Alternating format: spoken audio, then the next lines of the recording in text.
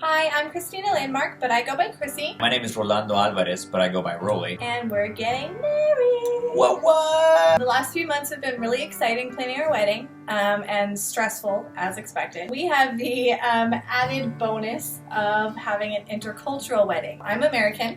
And I'm American as well, but grew up with a Mexican culture. These are just some of the things that we've come across as we're planning our wedding.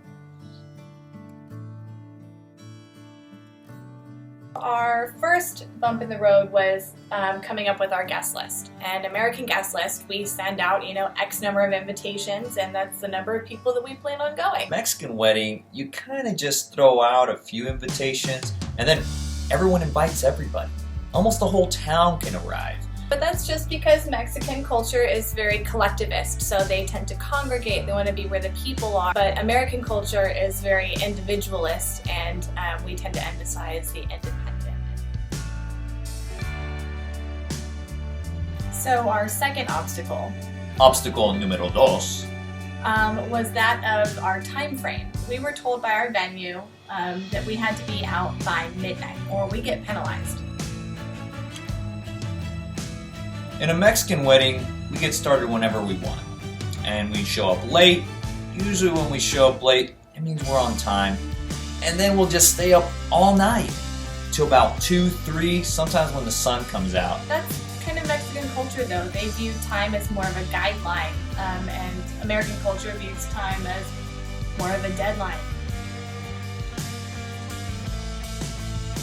Our third obstacle Número tres. We knew was going to be getting my family, the American family, to dance. And, maybe we'll dance with a partner, do a little two-step or something. In Mexican weddings, it's totally different. Everybody wants to dance. They're trying to dance alone, with each other. And sometimes there's even dances where you have a whole group with arms over each other, dancing together, stomping your feet. That's usually because Mexican culture and American culture have different views of spatial orientation. Americans draw a circle around themselves for their personal bubble, whereas Mexicans tend to draw a circle around the group as their personal bubble. It's a group bubble.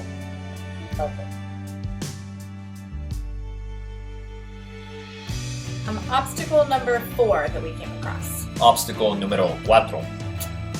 Was whether we were going to have kids or not at our wedding. Not only do American families tend to have fewer children, we usually just kind of automatically find a babysitter when we know we've got a wedding to go to. In Mexican weddings, it's a little bit different.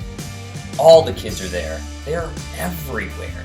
They're running around, playing, they're dancing as well. Americans place a high value on family. It's in a lot of their common dichos, and not to say that Americans don't value family, we just don't need them everywhere all the time.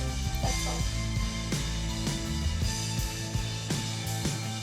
So our last obstacle was figuring out how we were going to pay for the wedding. Obstacle final! Typically in American weddings, the traditional thing is that the father of the bride is to pay for, most of the wedding. The Mexican culture value means everybody pitches in. I mean, even if it's like $5 from a cousin, everyone kind of puts something in. Just another, common Mexican cultural value is communalism. They value teamwork and everybody contributing equally. That's kind of that group sense. So despite many of the cultural conflicts that have arisen through the wedding planning experience, I'm happy to say that we are still getting married. Yay! Still very much in love. Mwah! And that's because we've been able to open our minds and understand and, be willing to accept that our backgrounds are different, and that's what makes each one of us special and unique.